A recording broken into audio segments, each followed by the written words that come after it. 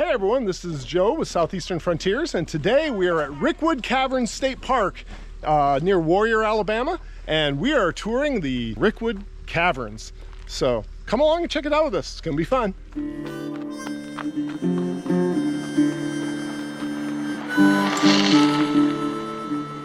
In this video, I'm touring the Rickwood Caverns with some friends. We had a great tour guide. Let's tune in and see what she has to say. Whose dog was chasing a rabbit into a small hole in the ground that happened to be the entrance to our cave. In 1950, Boy Scout Troop number 27, you can see their picture over here on the wall, were camping on the property when they also stumbled upon the entrance to our cave. They actually reported their findings to their leader, Mr. Rickles. Mr. Rickles decided to purchase the property with his friend, Mr. Arwood, to turn it into a public attraction. Wanted to turn it into an amusement park of sorts, just unfortunately due to many money and maintenance issues, most of his ideas never came to fruition. But we do still have our cave, and who better to make the cave ready for the public than his very own Boy Scouts? So Mr. Rickles paid his scouts $1 a day to come in and dynamite our pathway out for us. So all the walkways, stairs, railings down there were all done by those scouts. Compared with other tourist caves in the area, Rickwood Caverns passages are kind of small, just big enough for people to pass, as you can see here. But there are still some beautiful features to see.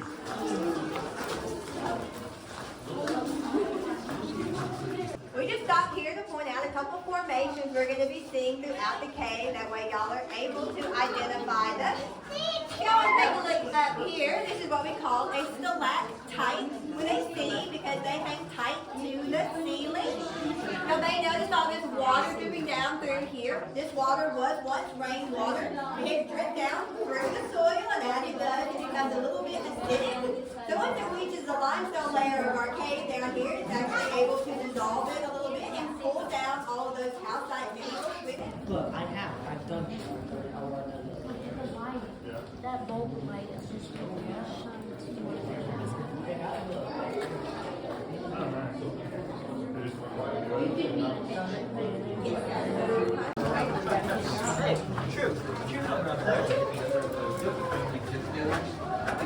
The scouts who first explored and developed this cave often left their names and sometimes directions written on the wall in ashes, as you can see here. It goes down there a little ways.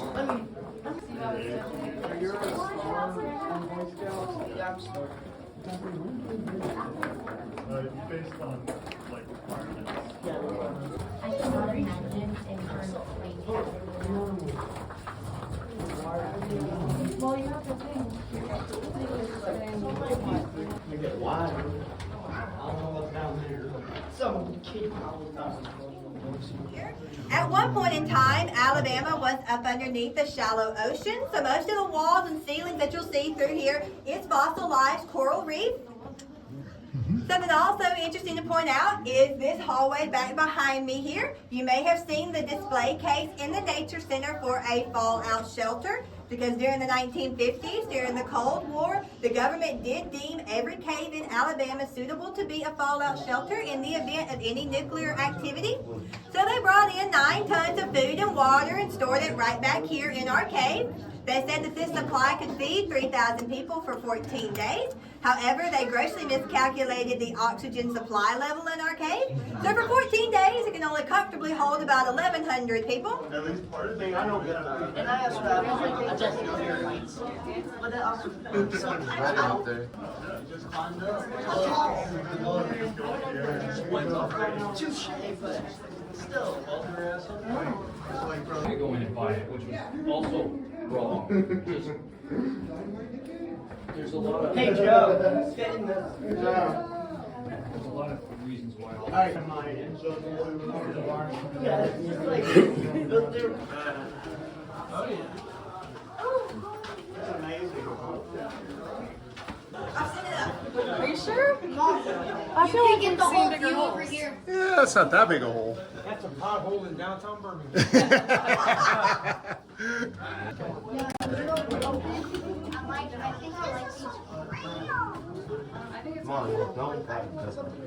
Come on, on the ceiling here. let's be careful with our body.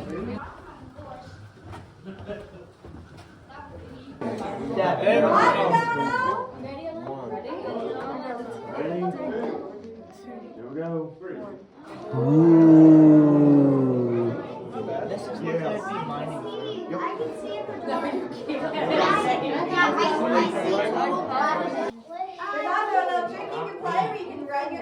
their base. The brain will trick you and say that it can see them when it actually cannot. I can't see. We also call this our diamond room. If y'all want to That's what they take a do? look at the ceiling Yeah, that's through basically here. what they It is do. very, very sparkly. I watched it. Don't have a slide, anybody.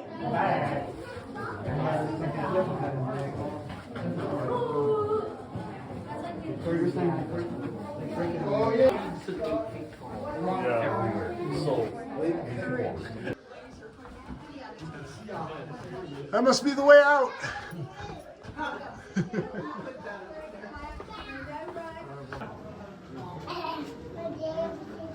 You take video? And the camera pointing at the electrical. That's a nice model. First time I've seen a cup holder in A cup holder? That is interesting. Cup holder? They did. Maybe, I don't know what that's for. Oh, it's a little muddy right there. At least slippery.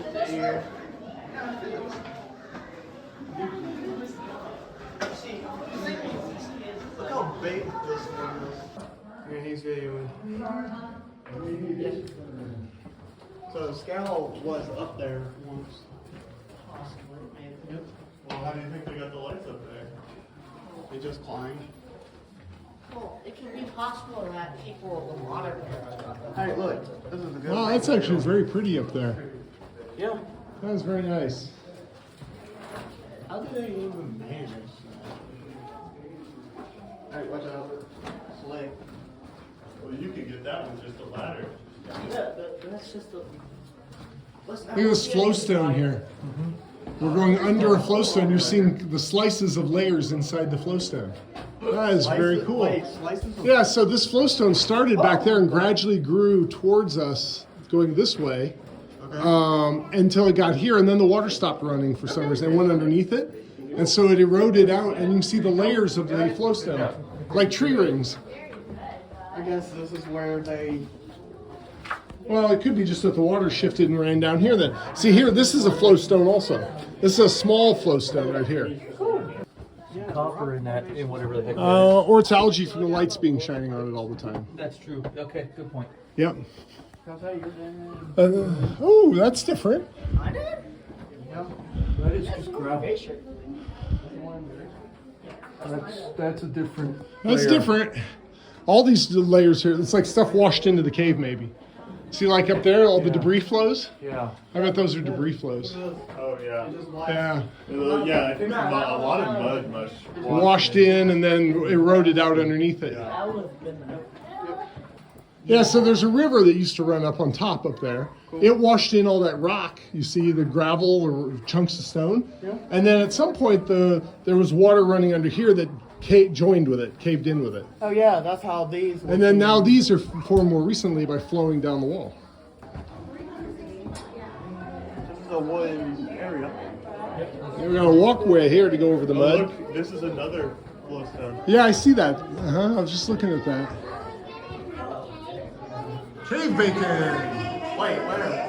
You'll see it on the other side. Bacon? No, it's stone. It just looks like bacon. That'd be cool. I kind of like the cave curtains on this side over here. Everybody is on the left. Oh, okay, so I see half of it. Oh, look at the super thin ones up top. I know, that's what I was looking at. Now this is beautiful. Yeah, I like the curtains here. Oh, wow.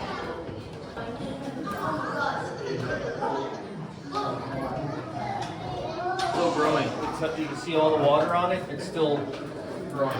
Yeah. Same with this one spot and that spot I'm too young to where do it's this. dripping.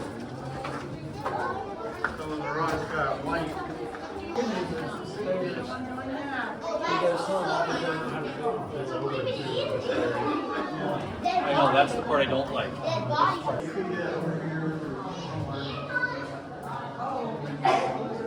Now this is nice.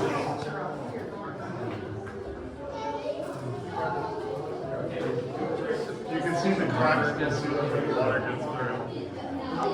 That was water dropped on it. Yeah, that's how it forms.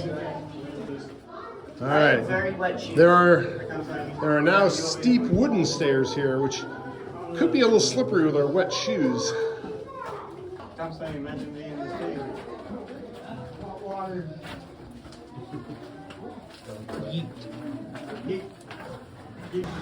Pretty sparkles of water droplets on the ceiling here. Yes. So this is our cave lake. It is fed by a natural spring that runs up underneath the cave. You can see where it enters over here in this corner.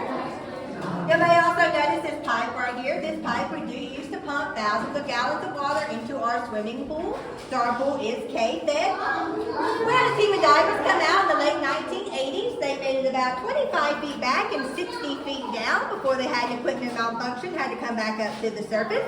Then we had another team come out in the early 2000s. They made it about the same way, but it actually gets too narrow back there and it was deemed unsafe for them to continue on. So where this water exits to is the only part of our cave that we do not have mapped out. The rest of the cave is completely mapped out, and you can see the map on the back wall in the gift shop. To get you kind of an idea of how deep it is, back at that fossilized waterfall that we saw over on that ledge, that's about 60 feet as well. So y'all can imagine how deep this is back through there. It's all uphill from here. Up and up we go. Up and up, there is no end. Yep. There's the foundation for the building. It is, you see that? See the floor of the building up there. Really? Yeah. We are subfloor. Oh, yeah. It's the basement. And I can tell the humidity's returning. Uh-huh. Oh yeah, it's like walking into a brick wall. Uh-huh. We made it.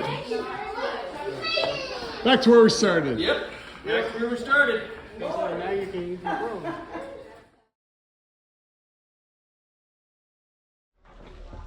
It's on out there. It is warm out here. Woo! Humid. Welcome back to Alabama. We had our little time away.